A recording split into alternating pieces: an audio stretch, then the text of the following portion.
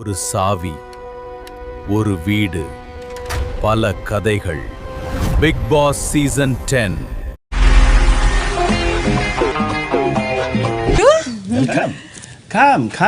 நண்பர்கள் அனைவருக்கும் வணக்கம். கூடிய சீக்கிரத்தில் பிக் பாஸ் சீசன் 10 ஆரம்பமாக போகுது. இதுக்கு யாரெல்லாம் வரப்போறாங்கன்ற மாதிரி நிறைய பேரோட பேர் வந்துட்டு இருக்கு பார்த்தீங்களா. இதில் வெண்பான்றவங்களோட பேரும் வந்துட்டு இருக்கு.